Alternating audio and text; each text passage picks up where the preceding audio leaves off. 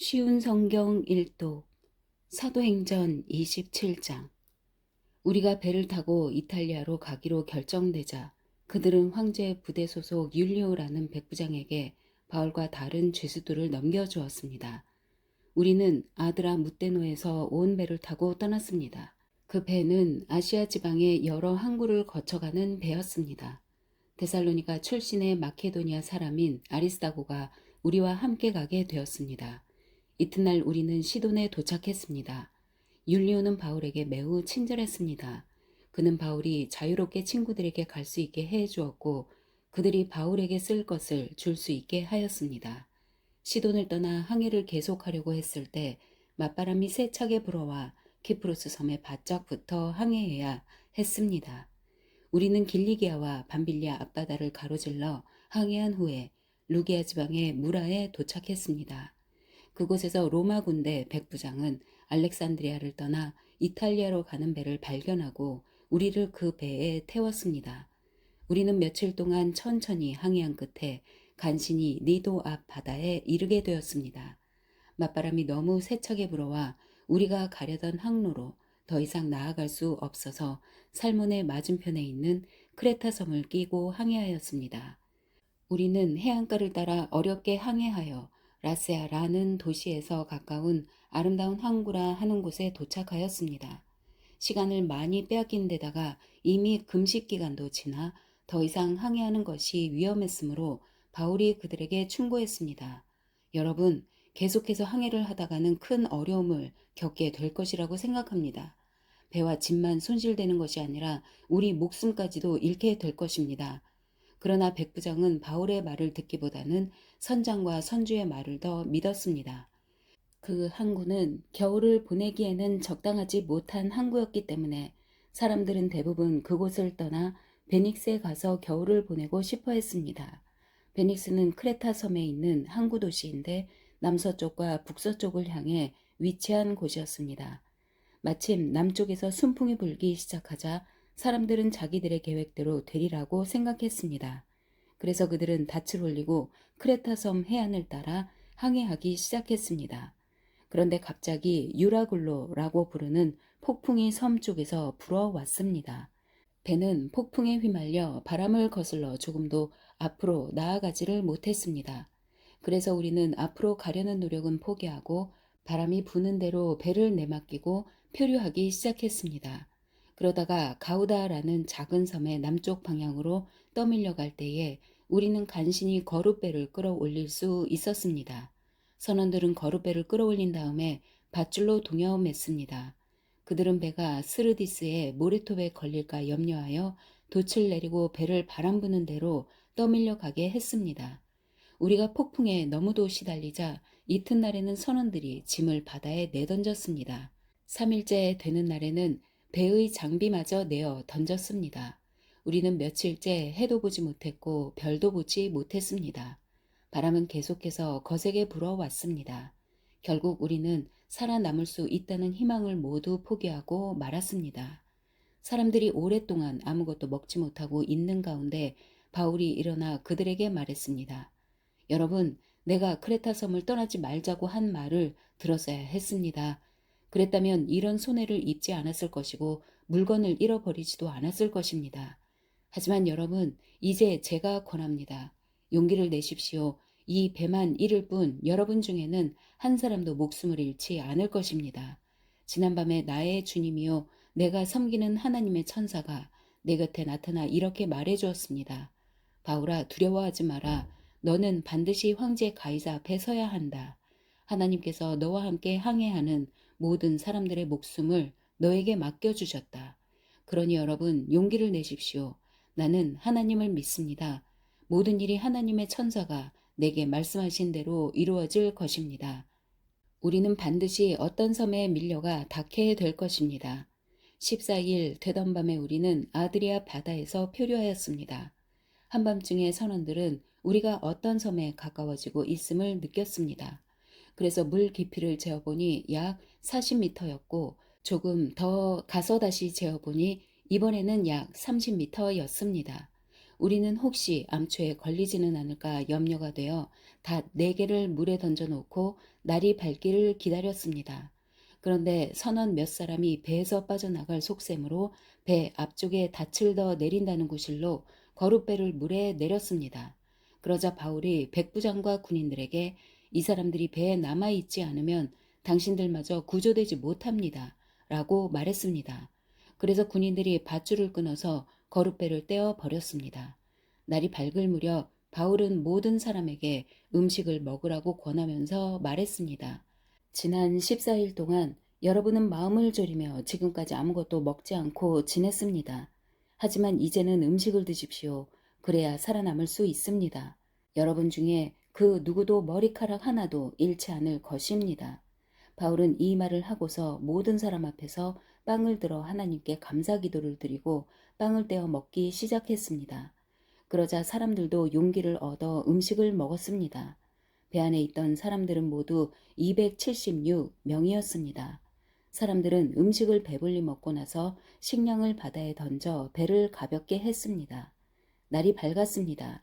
사람들은 그곳이 어느 땅인지는 알 수 없었지만 그들의 눈에 모래밭이 있는 항만이 눈에 띄었습니다.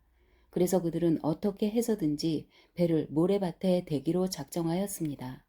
그들은 밧줄을 끊어서 닻을 바다에 내버리는 동시에 키를 묶은 밧줄을 풀었습니다. 그리고 앞 돛을 올려서 바람을 타고 해안 쪽으로 배를 몰았습니다. 그러나 배는 두 물살이 만나는 곳에 들어가 모래톱에 걸리고 말았습니다. 뱃머리는 꼼짝도 하지 않고 배 뒤쪽은 거센 파도에 부딪혀 깨어졌습니다. 군인들은 죄수들이 헤엄쳐 도망칠까봐 그들을 죽이려고 계획을 짰습니다. 그러나 백부장 율리오는 바울을 살리고 싶어 했습니다. 그는 군인들이 죄수를 죽이지 못하도록 헤엄칠 수 있는 사람은 모두 바다로 뛰어들어 육지로 올라가라고 명령했습니다. 남은 사람들은 널빤지나 부서진 배 조각을 붙잡고 나가게 명령했습니다. 그들은 모두 무사히 육지로 올라왔습니다. 28장 우리는 육지에 무사히 오른 뒤에야 그 섬이 몰타 섬이라는 것을 알았습니다. 비가 오고 매우 추웠습니다. 섬 사람들은 우리에게 분에 넘치는 친절을 베풀며 불을 피워놓고 우리를 맞아주었습니다. 바울이 장작을 한 무더기 모아다가 불에 넣었는데 뜨거운 불 때문에 독사가 튀어나와 바울의 손을 물었습니다. 섬 사람들은 독사가 바울의 손에 매달려 있는 것을 보고 이 사람은 틀림없이 살인자다. 바다에서는 살아 나왔는지 모르지만 정의의 신이 그를 살려두지 않을 것이다. 라며 서로 수군거렸습니다. 그러나 바울은 그 뱀을 불 속에 떨어 버렸고 아무런 해도 입지 않았습니다. 사람들은 바울의 몸이 부어오르거나 그가 갑자기 땅바닥에 쓰러져 죽으리라고 예상했습니다. 그런데 아무리 기다려도 바울에게 아무런 일이 일어나지 않자 그들은 바울을 달리 생각하게 되었습니다. 그들은 바울을 신이라고 불렀습니다. 그 근처에 그 섬의 추장인 보블리오가 땅을 소유하고 있었습니다. 그 사람이 우리를 자기 집으로 초대해서 3일 동안 친절하게 대접해 주었습니다. 때마침 보블리오 아버지가 열병과 이질에 걸려 자리에 누워 있었습니다. 바울이 그를 찾아가 기도하고 그 사람의 몸에 손을 얹어 그를 낫게 하였습니다. 이 일이 있은 뒤에 그 섬에서 병을 앓고 있는 다른 사람들도 바울을 찾아와 고침을 받았습니다. 그 섬 사람들은 우리를 잘 대접해 주었습니다. 우리가 떠나려고 할 때 그들은 필요한 물건들을 배에 실어 주었습니다. 석 달이 지난 후 우리는 그 섬에서 겨울을 보낸 알렉산드리아 배를 타고 뱃길에 올랐습니다. 그 배의 앞에는 쌍둥이 신 표시가 있었습니다. 우리는 수라구사에 배를 대고 3일 동안을 지냈습니다. 그곳을 떠나서는 레기온에 도착했습니다. 그 이튿날 남풍이 불어와서 그곳을 쉽게 벗어날 수 있었습니다. 이틀 만에 우리는 보디올에 닿았습니다. 거기서 우리는 신자들을 만나 그들의 초청을 받고 일주일 동안 그들과 함께 지냈습니다. 그런 뒤에 마침내 우리는 로마에 도착했습니다. 로마에 있는 형제들은 우리가 온다는 소식을 듣고 아비오 광장과 새 여관까지 우리를 마중하러 왔습니다. 바울은 그들을 보자 용기를 얻었으며 하나님께 감사했습니다. 우리가 로마에 도착했을 때 바울은 그를 지키는 군인 한 사람과 함께 혼자 지내도 된다는 허락을 받았습니다. 3일 뒤에 바울은 그곳의 유대인 지도자들을 불러 모았습니다. 그들이 모이자 바울은 이렇게 말했습니다. 동포 여러분, 나는 우리 백성이나 우리 조상들의 관습을 거스르는 일을 한 적이 없습니다. 그런데도 나는 예루살렘에서 붙잡혀 로마 사람들의 손에 넘겨졌습니다. 로마 사람들이 나를 신문했으나 내게는 사형을 당할 만한 죄가 없다는 것을 알고 나를 풀어주려 했습니다. 그런데 그곳의 유대인들이 반대해서 나는 로마에 와서 황제에게 상소할 수밖에 없었습니다. 그렇다고 해서 내 백성을 고발하려는 것은 아닙니다. 이런 이유로 여러분을 뵙고 말씀드리고자 오시라고 했던 것입니다. 내가 이렇게 사슬에 매인 것은 이스라엘의 소망 때문입니다. 유대인들이 바울에게 대답했습니다. 우리는 아직 유대로부터 당신에 관한 어떤 편지도 받은 적이 없습니다. 또 유대로부터 온 우리 형제들 중에서 당신에 관한 나쁜 소문을 전하거나 당신을 나쁘게 말한 사람도 없습니다. 우리는 다만 당신 생각을 듣고 싶습니다. 우리가 알기로는 어디를 가도 당신 종파에 대해서 반대하는 사람이 많다고 합니다. 바울과 유대인들은 만날 날짜를 정했습니다. 그날이 되었을 때 더 많은 유대인들이 바울이 지내고 있는 곳으로 모였습니다. 바울은 아침부터 저녁까지 그들에게 하나님의 나라를 설명하고 선포했습니다. 또 모세와 예언자들의 글을 예로 들어서 그들이 예수에 관한 것을 믿게 하려 애썼습니다. 바울의 말을 믿는 사람들도 있었지만 믿지 않는 사람들도 있었습니다. 그들이 이처럼 의견이 갈린 채 헤어질 때에 바울이 한마디 말을 남겼습니다. 성령께서 예언자 이사야를 통해 여러분의 조상에게 말씀하신 것은 진리입니다. 이 백성에게 가서 말하여라. 너희가 듣기는 들어도 깨닫지 못하고 보기는 보아도 알지 못할 것이다. 이 백성의 마음이 무디어졌고 귀로는 듣지 못하며 눈은 감겼다. 이는 그들이 눈으로 보고 귀로 듣고 마음으로 깨닫고 내게 돌아와 고침을 받지 못하게 하려는 것이다. 그러므로 여러분은 하나님의 이 구원이 이방인들에게도 전파되었다는 것을 알아야 합니다. 그들은 들을 것입니다. 바울은 자기 셋집에서 꼬박 2년을 지내면서 자기를 찾아오는 사람들을 다 맞이하였습니다. 그는 담대하게 그리고 아무런 방해도 받지 않고 하나님의 나라를 전하고 주 예수 그리스도에 관해 가르쳤습니다. 로마서 1장. 나 바울은 사도로 부름을 받은 그리스도 예수의 종으로서 하나님의 복음을 위해 특별히 선택되었습니다. 이 복음은 하나님께서 오래전에 예언자들을 통해 성경에 약속하신 그리스도 예수에 대한 소식입니다. 하나님의 아들이신 그분은 인간의 족보로는 다윗의 후손으로 태어나셨습니다. 그러나 성결하게 하는 영으로는 죽은 자들 가운데서 부활하심으로써 능력 있는 하나님의 아들로 선언되셨습니다. 이분이 바로 우리 주 예수 그리스도이십니다. 그분을 통해 우리는 은혜와 사도의 직분을 얻었습니다. 우리가 해야 할 일은 모든 이방인들을 불러 주 예수 그리스도의 이름을 믿고 순종하게 하는 것입니다. 여러분도 그들과 함께 부르심을 받아 예수 그리스도의 사람이 되었습니다. 하나님의 사랑을 받아 성도로 부름을 받게 된 로마에 있는 모든 분들에게 하나님 우리 아버지와 주 예수 그리스도께서 은혜와 평강을 내리시기를 바랍니다. 먼저 예수 그리스도를 통해 나의 하나님께 감사합니다. 이는 여러분의 믿음이 온 세상에 널리 알려졌기 때문입니다. 나는 하나님의 아들에 관한 복음을 전할 때마다 기도 중에 늘 여러분을 생각하고 있었습니다. 내가 전심으로 섬기는 하나님께서 나의 증인이 되십니다. 지금 나는 하나님의 뜻이라면 여러분에게 갈 수 있는 길이 열리기를 기도합니다. 내가 여러분을 간절히 보고 싶어하는 까닭은 성령께서 주시는 선물을 나누어 주어 여러분을 강하게 하기 위함입니다. 이것은 여러분과 내가 각 사람의 믿음으로 서로 위로를 받고자 하는 데 있습니다. 형제자매 여러분, 내가 여러 번 여러분에게 갈 계획을 세웠으나 뜻대로 되지 못했다는 것을 아시기 바랍니다. 그것은 다른 이방인들 사이에서 믿는 자들을 얻은 것처럼 여러분 중에서도 어떤 열매를 얻고 싶었기 때문입니다.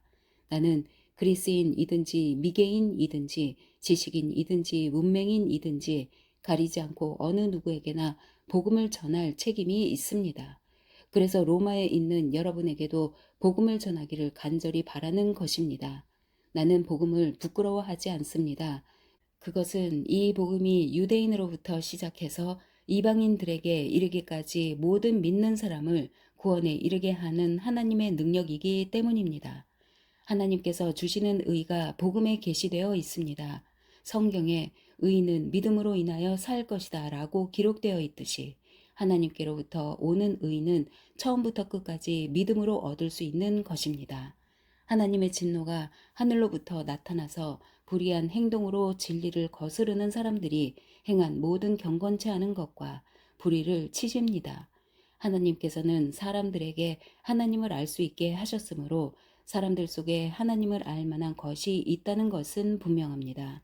세상이 창조된 이래로 하나님의 보이지 않는 성품인 그의 영원한 능력과 신성은 그가 만드신 만물을 보고서 분명히 알 수 있게 되었습니다.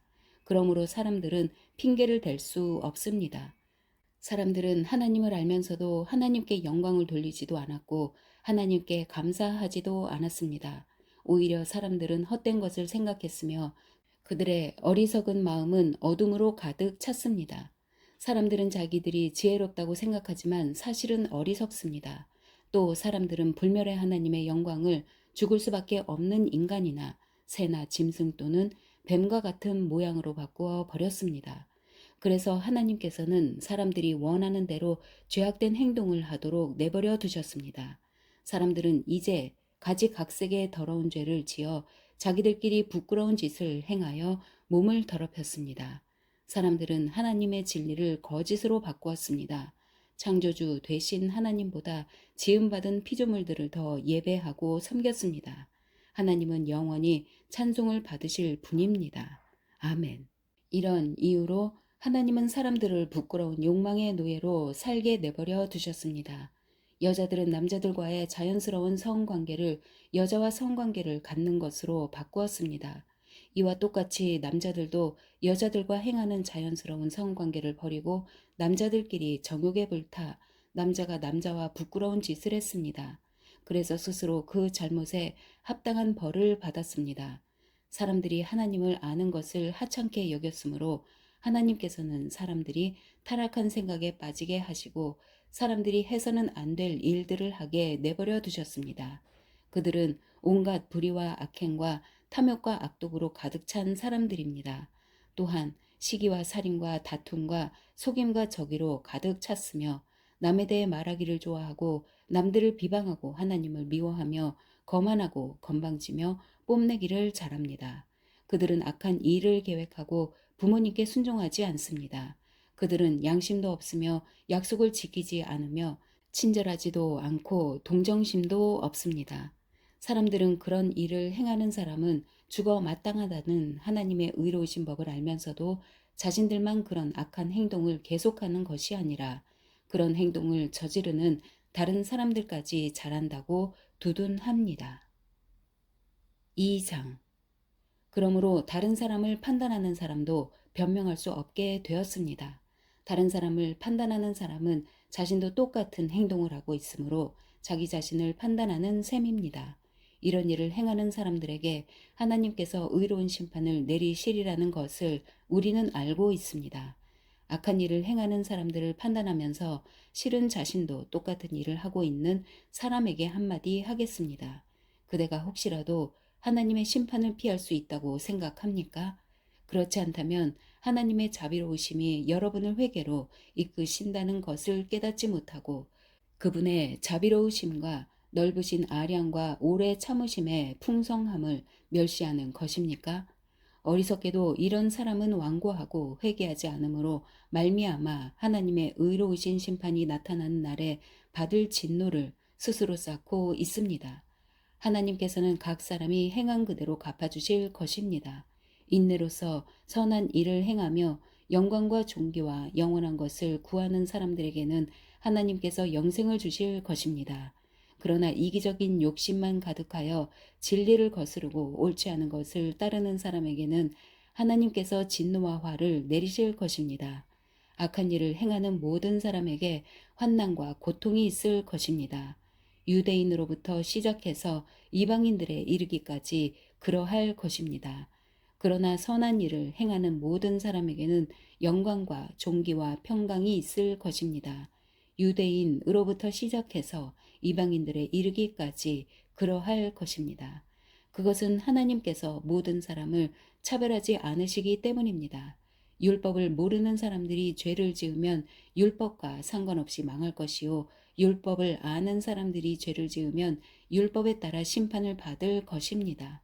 그것은 하나님 앞에서는 율법을 듣는 사람이 의로운 사람이 아니라 오직 율법을 행하는 사람이라야 의롭다고 인정받기 때문입니다. 이런 까닭에 율법을 가지고 있지 않은 이방인들이 본성에 따라서 율법이 요구하는 대로 행하였다면 그 사람은 율법을 가지고 있지 않지만 자신이 자기에게 율법이 되는 것입니다. 이런 사람들은 율법이 요구하는 것이 그들 마음속에 새겨져 있는 것을 보여주며 그들의 양심이 그것을 증언하고 그들의 생각이 그들의 잘못을 고소하기도 하며 그들 자신을 변명하기도 합니다. 이 모든 일은 내가 전파한 복음대로 하나님께서 예수 그리스도를 통해 사람들의 비밀스러운 삶들을 심판하실 때 일어날 것입니다. 자신을 유대인이라 부르는 여러분은 어떠합니까? 여러분은 모세의 율법을 의지하며 하나님과 사귄다고 자랑합니다. 여러분은 하나님의 뜻이 무엇인지도 알며 율법을 배웠기 때문에 무엇이 옳은지도 분별할 수 있습니다. 여러분은 스스로가 안목 보는 사람의 인도자요, 어둠 속에 있는 사람의 빛이라고 확신하고 있습니다. 또 율법에서 지식과 진리의 근본을 터득했다고 하면서 여러분 자신을 어리석은 사람의 교사요, 어린아이의 선생이라고 생각합니다. 그러는 여러분이 다른 사람은 가르치면서 왜 여러분 자신은 가르치지 않습니까? 다른 사람에게는 도둑질하지 말라고 설교하면서 여러분 자신은 왜 도둑질을 합니까? 간음하지 말라고 말하면서 여러분은 왜 간음을 행합니까? 우상은 미워하면서 여러분은 왜 신전에 있는 물건을 훔칩니까? 율법이 있다고 자랑하면서도 그 율법을 지키지 않음으로써 하나님을 욕되게 하는 까닭은 또 무엇입니까? 너희 때문에 하나님의 이름이 이방인들 사이에서 욕을 먹고 있다. 고 성경에 기록된 말씀과 어쩌면 그렇게도 똑같습니까? 여러분이 율법을 지키면 여러분이 받은 할례는 가치 있는 것이 되지만 율법을 지키지 않으면 여러분은 할례를 받지 않은 사람처럼 되고 맙니다. 반대로 할례를 받지 않은 이방인이 율법이 명하는 내용들을 지키면 하나님께서는 그 사람을 할례를 받은 사람으로 여기지 않겠습니까? 할례는 받지 않았어도 율법을 지키는 사람이 할례는 받았으나 율법을 어기는 여러분을 오히려 율법의 파기자라고 판단할 것입니다. 그러므로 겉모습만 유대인인 사람은 진정한 의미에서 유대인이 아닙니다. 그리고 몸에만 행해진 할례는 진정한 의미에서 할례가 아닙니다. 마음으로 유대인인 사람이 진정한 의미에서 유대인입니다. 그리고 율법이 아니라 성령을 따라 마음에 받는 할례가 진정한 의미의 할례입니다. 그런 사람은 사람이 아니라 하나님께로부터 칭찬을 받습니다. 3장. 그렇다면 유대인이 이방인보다 더 나은 것은 무엇입니까? 또 할례의 가치는 무엇이겠습니까? 모든 면에서 많이 있습니다. 첫째로 중요한 것은 유대인들이 하나님의 말씀을 맡았다는 사실입니다. 그런데 만일 유대인 중에 하나님을 믿지 않는 사람이 있다면 어떻게 했습니까? 이 사람들이 믿지 않는다고 해서 하나님의 신실하심이 무효가 되겠습니까? 절대로 그렇지 않습니다. 설령 모든 사람이 거짓말쟁이라고 하더라도 하나님은 참되십니다. 성경에도 이렇게 기록되어 있습니다. 주께서는 주님의 말씀으로 의로우심을 나타내시고 심판하실 때 주님께서 이기실 것입니다. 내가 사람들이 사용하는 논리의 방식대로 말해보겠습니다. 우리가 의롭지 못한 것 때문에 하나님의 의로우심이 더욱 밝히 드러날 경우 뭐라고 말하겠습니까? 우리에게 진노를 내리시는 하나님을 의롭지 못하다고 하겠습니까? 결코 그럴 수 없습니다. 하나님께서 의롭지 못하시다면 어떻게 하나님께서 세상을 심판하시겠습니까? 내가 사람들 중에는 내가 거짓말을 하여 그 때문에 하나님의 참되심이 드러난다면 오히려 하나님께 영광이 되는데 왜 내가 죄인 취급을 받아야 하는가 라고 우기는 사람도 있을 것입니다. 이것은 마치 선한 결과를 얻기 위해 악을 행하자 라고 말하는 것과 같습니다. 사람들은 우리가 그렇게 가르친다고 우리에 대해 비난을 하고 다닙니다. 그러나 그런 사람들은 정죄를 받아 마땅합니다. 그렇다면 과연 우리 유대인들에게 이방인들보다 나은 것이 있습니까? 전혀 없습니다. 이미 말했듯이 유대인이나 이방인들이나 모두가 죄 아래에 있습니다. 성경에 이렇게 기록되어 있습니다. 의인은 한 사람도 없다. 깨닫는 사람도 없고 하나님을 찾는 사람도 없다. 모두가 곁길로 나가 하나같이 쓸모없게 되었다. 선한 일을 행하는 사람은 단 한 사람도 없다. 그들의 목구멍은 열린 무덤이고 혀로는 사람을 속인다. 그들의 입술에는 독사의 독이 있다. 그들의 입은 저주와 독설로 가득 찼다. 그들은 마음을 죽이려고 바쁘게 움직이며 그들이 가는 곳마다 멸망과 비참함이 있다. 그들은 평화의 길을 알지 못한다. 그들의 눈에는 하나님을 두려워하는 것이 없다.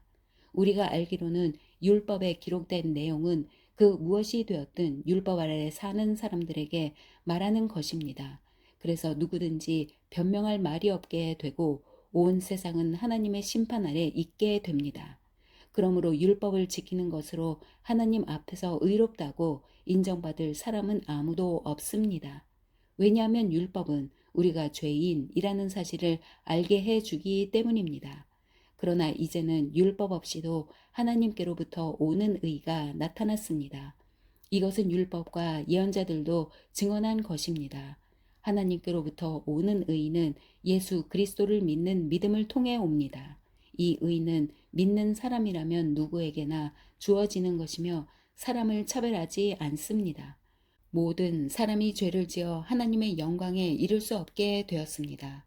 그런 사람이 그리스도 예수께서 주시는 속죄를 통해 하나님의 은혜로 의롭다는 판단을 받습니다. 그것은 하나님께서 거저 주시는 선물입니다.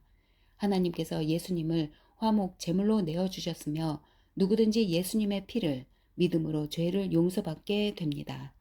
하나님은 이전에 살았던 사람들이 지은 죄에 대해 오래 참으심으로 심판하지 않으셨습니다. 이렇게 하여 하나님께서는 그분의 의로우심을 보이셨습니다. 하나님께서 이 시기에 그분의 의로우심을 보이신 것은 하나님 자신이 의로우시다는 것과 예수님을 믿는 사람을 의롭게 하신다는 것을 보이기 위해서였습니다. 그렇다면 사람이 자랑할 것이 어디 있겠습니까? 자랑할 것이라고는 하나도 없습니다. 어떠한 법으로 사람이 의롭게 됩니까? 율법을 지키는 데서 오는 것입니까? 이런 것과는 상관이 없습니다. 의롭게 되는 것은 오직 믿음의 원리에 의해서만 이루어집니다. 사람은 율법을 지키는 것과는 상관없이 믿음으로 의롭게 된다고 우리는 생각합니다. 하나님은 유대인들만의 하나님이십니까? 이방인들의 하나님은 되지 않습니까? 하나님은 이방인들의 하나님도 되십니다. 하나님은 오직 한 분이시므로 그분은 할례를 받은 사람이나 할례를 받지 않은 사람이나 동일하게 믿음으로 의롭게 해 주십니다. 그렇다면 우리가 이 믿음을 가지고 율법을 무효로 만들고 있습니까? 그렇지 않습니다. 오히려 믿음을 통하여 율법을 더 굳게 세웁니다. 아멘.